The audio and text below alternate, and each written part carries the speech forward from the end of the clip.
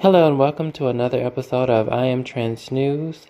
My name is Novana Beta and I am here to update you on a trans homicide case that was associated with Jaharia Dealto and Fatima Yasin. Alright, so this is Jaharia Dealto and this is Fatima Yasin. Alright, I'm going to be reading an article about, I know I didn't post before, first let me say this, I didn't post the images of who the people were that I was talking about, and if anybody was offended by that, I am sorry that I did not. I will try to add photos of the people who I'm talking about so y'all can actually see them and not only just know their names. Because I know for me, I'm more of a visual person anyway, so I need to see, because I may forget a name, but I won't forget a face, But without further ado, I want to talk about a case involving them and Marcus Chavez, who is currently being held without parole or without bail. Okay, so this article was written by the Boston Globe, and without further ado, I'm going to go ahead and read this. Okay, the article was posted on October 20th, 2021 at 11:11 p.m. Make sure you check out the article and read it in its entirety if you want to get your own personal intake of what's going on and maybe read some parts that I might have missed, okay? The article title is Man Accused of Killing Wife and Transgender Advocate in Dorchester Ordered Held Without Bail in Superior Court Arrangement. A man accused of killing his wife and a transgender advocate in Dorchester is, and I think I've read that already, so I'm going to go ahead and skip that. Okay, it says here that he was being held without parole. And his name was Marcus Chavez. He was 35 years old. He's been in jail since he was held without an arrangement. Yeah, they say this stuff in the craziest way. So I'm going to say this in my own way, okay, basically. So, the person that's being accused of the homicides is Marcus Chavez. He's the person who killed his wife and killed the advocate. And, he's 35 years old. His wife was 28 years old, and Fatima's friend was 42 years old, Ms. Jaharia Dealto. And currently he's being held without parole. Now, from what I could see, he also was charged with animal cruelty as well as the 2 counts of murder. And I don't know. It doesn't necessarily say. Let me see. It says here, the lives of these 2 women have been violently stolen. The lives of these 2 innocent children forever altered. And families and communities they belong to are left to pick up the pieces, Rose said in a statement. Okay, Rose added that Dealto's death has shaken the entire LGBTQ plus community and supporters who had the opportunity to behold the incredible light she brought to the world as an advocate for transgender rights and victims of domestic violence. She was a leader whose loss is felt across the community.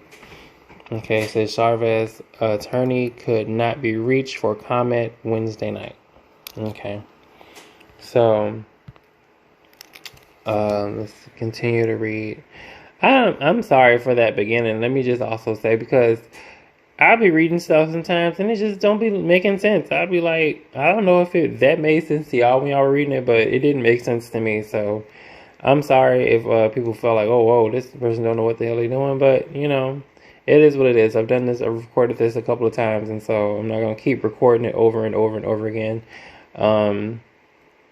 Because it can be very time consuming, especially when you're doing it in one take, depending on how long the video is too, and how many I have to do. So I'm sorry in advance of all of that, but if you're still here and you're still watching, thank you. I really appreciate you. I will have a better system later. This is just how I'm able to do it now because I feel like it's important and it needs to be said. So hopefully I'll understand. And if you don't understand, I understand. And if you're offended, I am sorry that you're offended. But I don't mean to just be disrespectful if I'm mispronouncing their name or something. Okay. It says here, assistant district attorney. The district attorney said that in court that Chavez called a relative on May 2nd to share that something had happened, hurt, and asked the relative to come take the two children from Taft Street. Okay. About 2 hours after the phone call, while the concerned family members was driving to Massachusetts, someone called 911 from Rayson's phone but was unable to speak. The DA office said when a 911 operator called the number back, Chavez answered while he was frantically hyperventilating and eventually said, "I stabbed my wife," according to prosecutors. Police arrived to Chavez outside to find Chavez outside the house with fresh blood on his body and handcuffed him. According to the statement, officers also found a bloody kitchen knife at the scene. Inside, officers found the children pleading for them to help their mom. Dealto was in the bedroom, dead from a stab wound to the neck. Along her dog, which had suffered a severe stab wound. According to the statement, the dog later underwent surgery and survived. The children led the police to another bedroom where their mother was suffering from a knife wound to the neck and was unresponsive.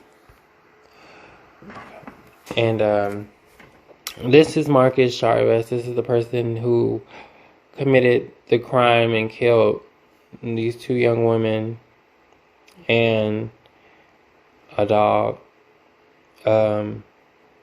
Vicious. And it's like, it's never who you expect, you know? It's never who you expect. Like, it's never who you expect.